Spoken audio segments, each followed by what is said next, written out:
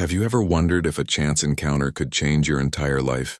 The blue light of the computer screen illuminated Ethan Walker's tired face as he squinted at the lines of code. It was nearly midnight, but he couldn't afford to stop now.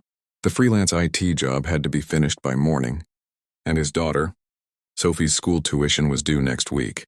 If you're enjoying this story, please hit that like button and subscribe to see more heartwarming tales of unexpected love and second chances.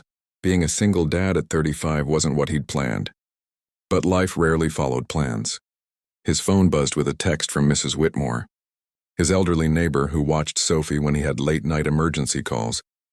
"Sophie's fast asleep. Don't worry about picking her up until morning. Get your work done, dear." Ethan smiled gratefully.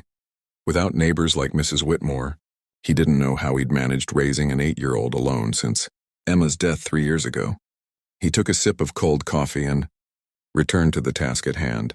An urgent system recovery for Southern Cross Technologies, one of Sydney's fastest-growing software companies. The call had come in at 8 p.m. The CEO's personal laptop had crashed right before a critical presentation. His regular client, the IT director, had begged him to help. "She's impossible to please, but she's desperate, and she'll pay triple your emergency rate." Ethan couldn't refuse that kind of money. So here he was in the nearly empty Southern Cross Technologies building in North Sydney, trying to recover files from the CEO's corrupted hard drive.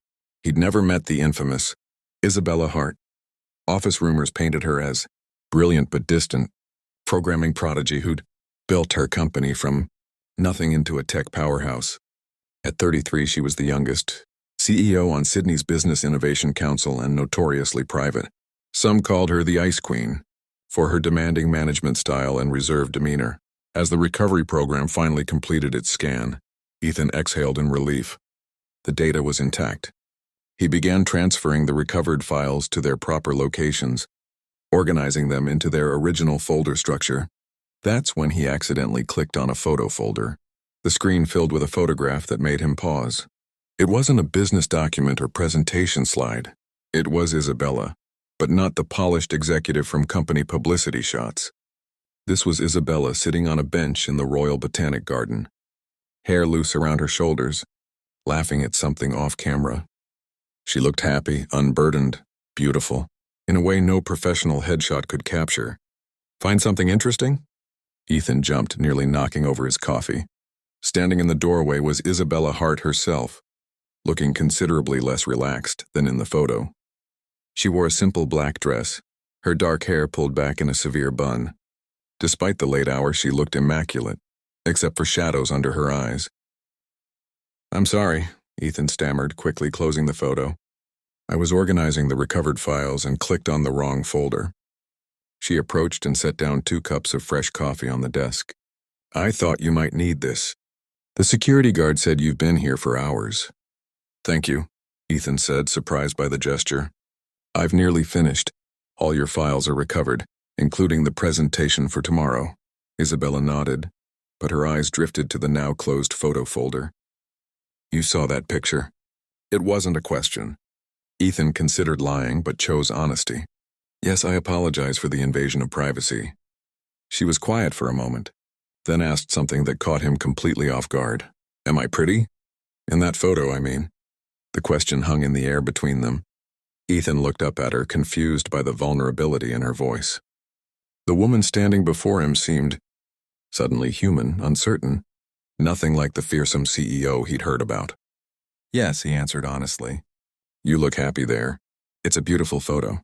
She smiled faintly, an expression that transformed her face. "My brother took it 2 years ago, before he died.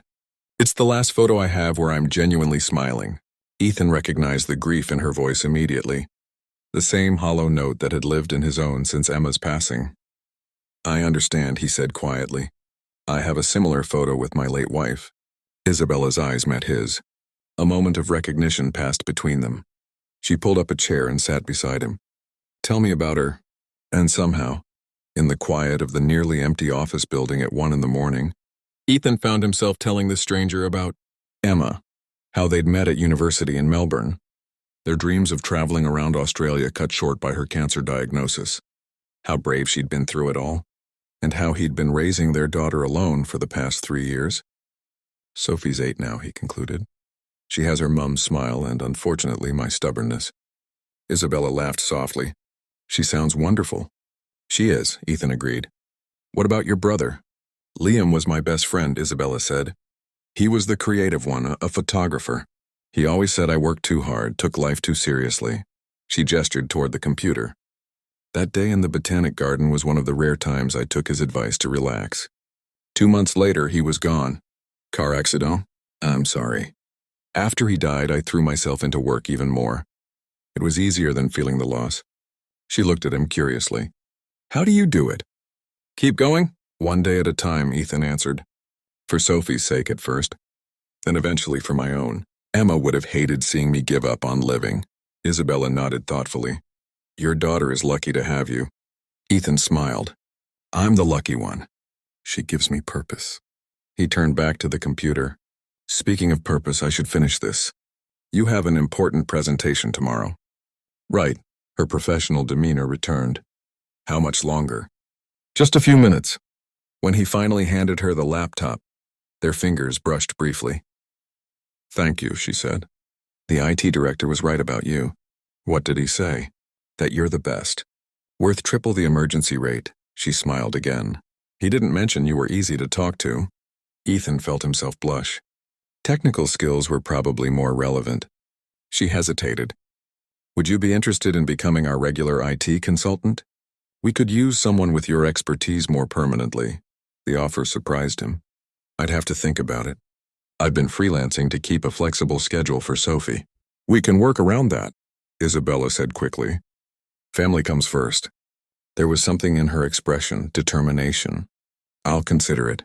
As the lift doors opened, she extended her hand. It was nice meeting you, Ethan. You too, Miss Hart. Isabella, she corrected gently. After sharing grief stories at 1 a.m, I think we're on a first-name basis. He smiled, Isabella. Then she held the lift doors open once more. That photo you saw. I'd like to be that person again. The one who knows how to smile. And then the doors closed.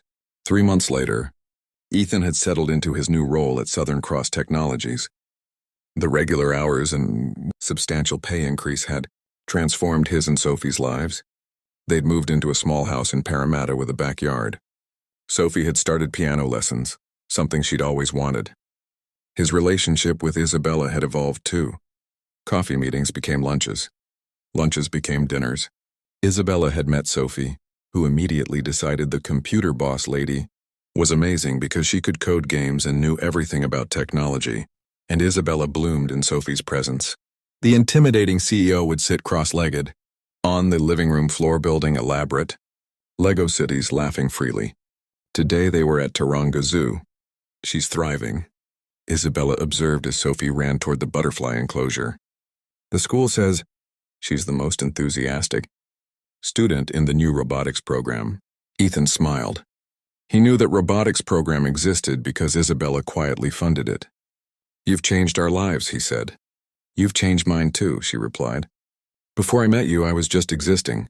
She showed him a recent photo from Sophie's science fair. Isabella was laughing, genuinely, in her arm around Sophie. You're smiling again, Ethan said. For the first time since Liam died, she whispered. Sophie ran back toward them. Are you going to be part of our family now, Izzy? Isabella looked at Ethan, then at Sophie. I'd like that very much. If it's okay with you. Do you love my dad? Yes, Isabella answered steadily. I do. And do you love me? More than I ever thought possible. Sophie nodded. Then it's okay. Dad needs someone to make him laugh. That evening, as Sophie slept and Isabella rested her head on Ethan's shoulder on the porch swing, he thought about the journey that brought them here. From grief to hope. You're the most beautiful person I've ever known. Isabella Hart, he told her softly. She smiled, that genuine smile once lost, now found again, and leaned up to kiss him under the Australian night sky. Both finally free of the past, both ready to begin again. If this story touched your heart, please hit that like button and subscribe for more tales of love, second chances, and the unexpected ways our lives can change in an instant. Sometimes our greatest happiness comes after our deepest pain. Opening your heart again takes courage. but it's always worth it.